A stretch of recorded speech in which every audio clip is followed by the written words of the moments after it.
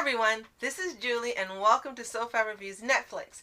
I'll tell you about Netflix original series I enjoy covering faith, health, beauty, and everything in between.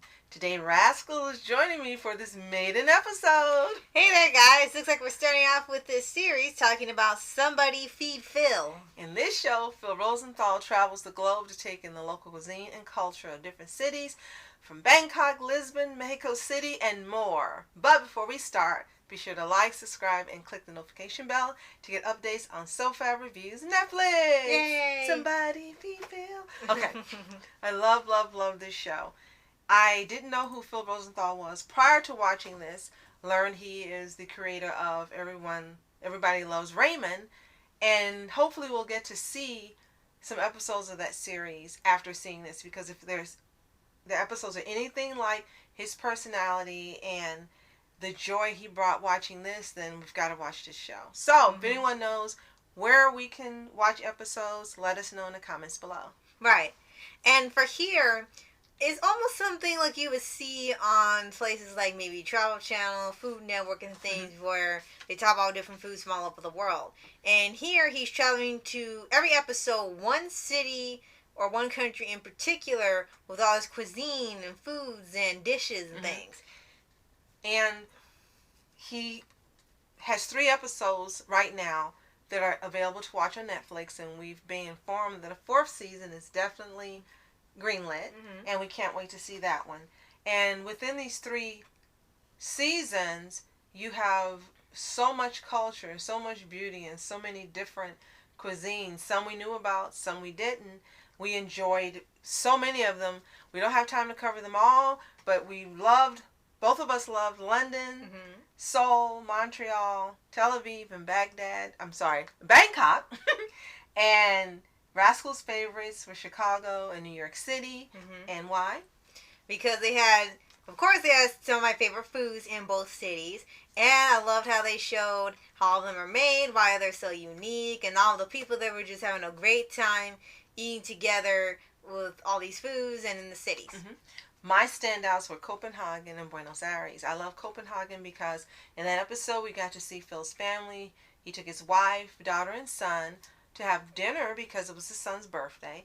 And the restaurant he went to had all these beautiful flowers that are grown for eating. So you had all these beautiful edible leaves, so much beauty, not only, visually, but I can imagine that it tasted beautiful as well. And then Buenos Aires, it was wonderful to see. Even in a country that's known for having spectacular beef, they also have some delicious vegetable and vegan dishes that I enjoy seeing. And the people were friendly, and again, just absolute beauty was everywhere. In the ones that we mentioned earlier, London, that focused on some fantastic sandwiches, and of course the culture of London. Just about everyone's familiar with London. If you're not, you're under a rock. But not knowing that, us not knowing that sandwiches is one of the prime things they're known for, that was really interesting.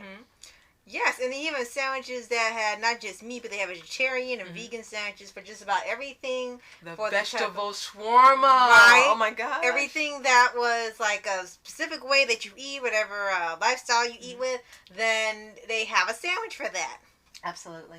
And in Seoul, we loved it because it's fantastic. We love Hallyu, K-pop, K-drama. And it was wonderful to see the different foods. It was wonderful to see his interaction with the people and the culture. And we actually wrote down 5 different dishes we want to find on our own. I personally have eaten in Korean restaurants, both as a raw vegan and prior to that. And every dish I've ever had, I really love. So it was fun seeing the place. We definitely plan on visiting sometime soon. Right.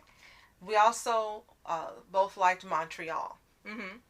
And that one was actually interesting for seeing all of the dishes they made. And we found out that they even had a fish there that had... Didn't we find out oh my gosh, it was like Sonic's teeth! Right?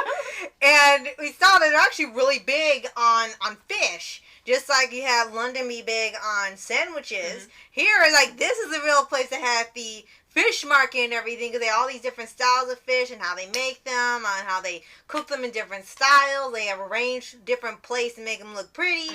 It was really interesting on how they've taken fish to like an art style. Definitely.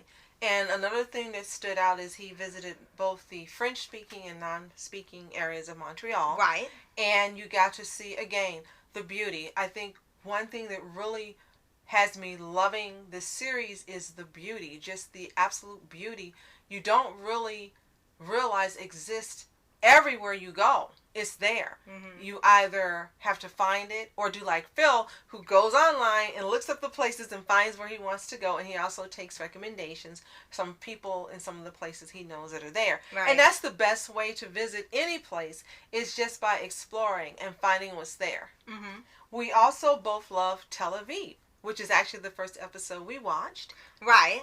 And they had some absolutely outstanding dishes, fun people, different locations he visited, and they just really, really were happy to see that camera and get some notice. And they also went to like the history, which they do like for every place he goes to. For especially for Tel Aviv, they go to the history of the dishes, where they come from, the origin, the people who make them, and why they came up with these dishes, or why they make these little updates to them. Because they even had a restaurant that takes these famous Israeli dishes that have been known for decades, and he modernized them to, I guess, for people who want to try the food, but even have little adjustments to it to make it even more flavorful. Like raw vegan. Yes. And that's fantastic. And then the final one we're going to talk about, although we loved every single place, was Bangkok. And that stood out because, one, the people were so friendly, and he kept saying these are some of the friendliest people I've ever met in my entire life. We got to see a lady who's in her 90s, and she's well renowned for the food she makes in Bangkok, and they're all known as what are they called again? Street vendors. Oh yes, yeah, yes, they're all known as street vendors, and let's tell them about how you get to each place, which really, really made it interesting. Well, they have it actually on a riverbank, and you sit in a boat, and people take you across the river. You have different vendors and restaurants and places where you eat. You can get little free gifts. They just hand to you, and when you're ready to leave at the end of it, then you leave the boat. But you get to try all these foods as you're traveling along the riverbank and seeing all of the beauty and the nature. Now, there are so many other places we did love. We loved Dublin, where he met up with his wife, and we got to see her, eat with him, and them have a great time. Lisbon, which was fantastic and beautiful. Vietnam. There were just so many places. So if you don't want to see all of them, you just pick out the ones you know you would love to see or you like to visit and look at them. But we really recommend just watching them all, whether you watch them in order of appearance or you just pick out the ones you want first and then go back and watch all the others. What makes this series so wonderful to watch are two things in particular. One, Phil's personality. He just seems to genuinely love people, to genuinely love food and eating and trying new things. And he's a hugger like I am, and he's very friendly. And again, it seems so sincere and so genuine that people just love being around him. And he makes every visit seem like he's at home.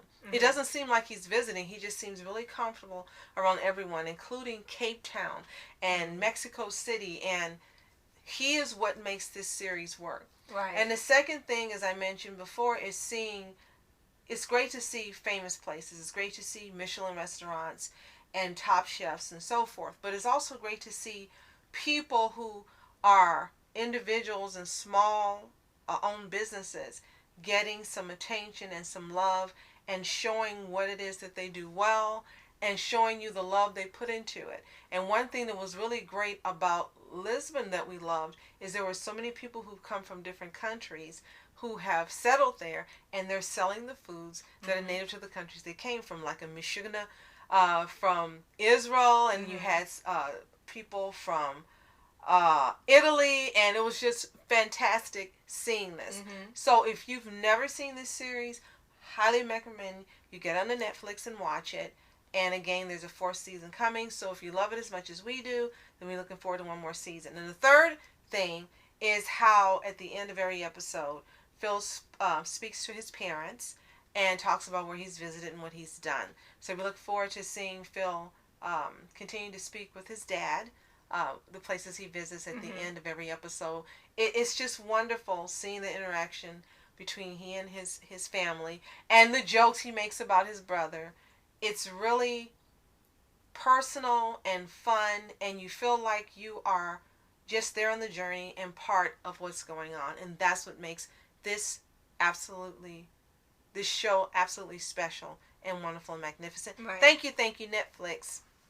And thank you, Phil, for providing us with such wonderful episodes to see all those foods we now want to eat. Yes. And we really got to find episodes of Everybody Loves Raymond. Right. So, thank you for joining.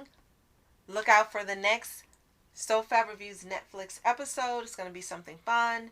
And you're going to love it. Yes. So, I'm Julie. I'm Rascal Entertainment. Have a toontastic day. Peace.